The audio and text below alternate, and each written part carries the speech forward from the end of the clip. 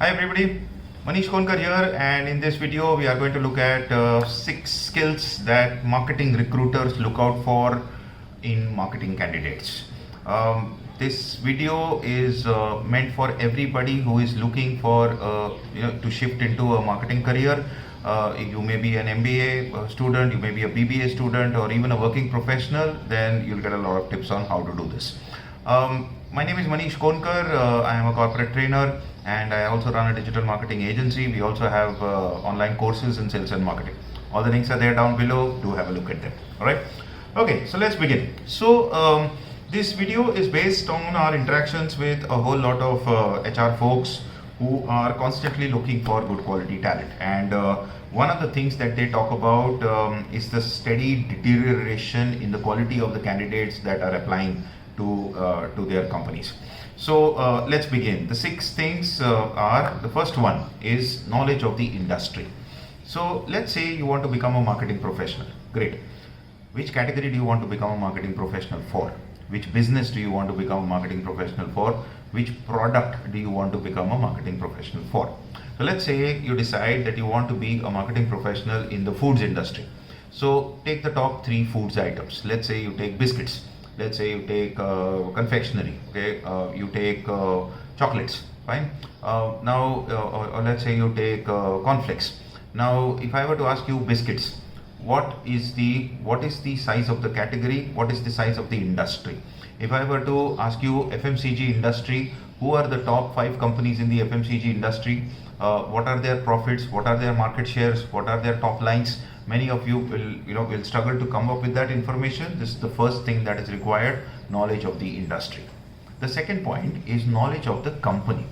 If you're applying to an HUL, the least that we expect you to do is to know is the revenues of the organization for the last 3 years, the profitability, the top brands of this organization, how the brands are performing, which segment do they operate in, who are the competitors of these brands. That is knowledge of the company. Where do you get this information? You get it from the investor presentation and the conference call transcript.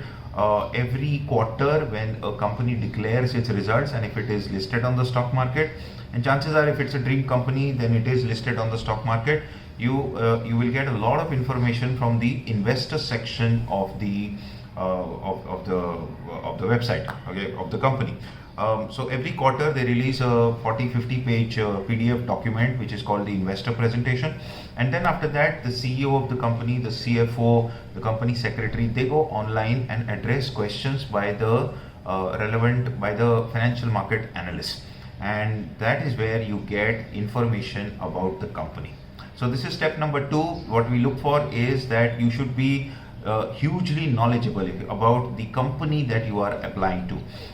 If you want to apply to us, we expect you to be able to have at least a 15-minute talk on the company per se. Third point that is important is knowledge of the category and the product story. Okay, what is the category and the product story? So if let's say go back to the skincare category. Now, what are the different types of products in the skincare category? If you're talking biscuits, what are the different segments in the biscuit industry? So there's a glucose segment, there is a Marie segment, there is a chocolate biscuit segment. Now, which of these segments is increasing? Which of these segments is reducing? What is the size of each of these segments within the overall category right now? And who are the major players? The top 4 or 5 major players. In India, we have national players. We also have regional players. So, what is the market share, the category progress, the product story of each of these product categories? That's the third thing that is expected of you. Point number 4 is knowledge of different digital marketing tools. Digital is now 49% of total ad spends as per the Dentsu report of February 2025. Digital is number 1 at 49%, TV is number 2 at 28%, print is number 3 at 17%. Which means if you want to be a marketeer, you better know digital marketing. And therefore, knowledge of digital marketing tools becomes the 4th point that we expect you to have. Okay. Point number 5 is relevant practical experience. Now, if you are a fresher, you will ask, what is relevant practical experience? How do I get it? If you are working in a sales job in another company, what is the relevancy of your practical experience? Not much. Okay, if you're applying for a marketing role. So the key point to do is to do what we call side projects. Okay, projects where, let's say, over a period of 1 month, every weekend, Saturday and Sunday, you go and meet about 25 retailers, ask them various questions about the marketing strategy of the company. Go to YouTube, study the channel of the product, select one particular product, analyze 2 of its national competitors, 3 of its local competitors. So let's say you're doing research on ITC's bourbon biscuits. Now, who are the competitors? There's a Britannia bourbon, there may be some local bourbon packets. Go to the ITC YouTube channel, the bourbon YouTube channel, and check the marketing strategy, check the ads. Look at Facebook ad library for a list of whether ITC is releasing ads on Facebook, on Meta for this particular product category. Fine. And from this, you form an opinion about, okay, what is the marketing strategy.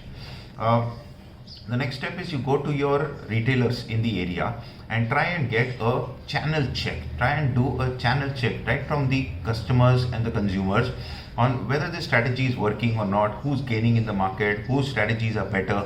Bring in your knowledge of 4 P's of the marketing mix, which is product, price, place, and promotion. And this is step number 5. Is now you have practical experience of having done a few projects. When you do these projects properly, you can put them up into your LinkedIn profile, you can put them up into your resume, and this makes sure that the automatic tracking software which shortlists your resume, I mean the first screening is done by a software, no human gets his eyes on your resume. So step number 5 is where you do all of these projects and build your profile.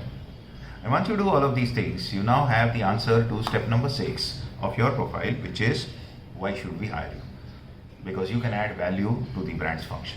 Once you do all of these 5 things, you will now be in a much more stronger position to recommend a strategy, and that is the discussion that your recruiter will want to have with you. Alright, we cover all of these things in detail in our courses, in our online courses. Do have a look at them, www.direction1.org. The link is there in the comments below, in the description below. And I'm Maneesh Konkar. If you like this video, do follow our channel for inputs on sales and marketing careers, and of course the world of sales and marketing. And do like this video and share it with your friends, and have a look at our courses. I will see you in the next video. Thank you.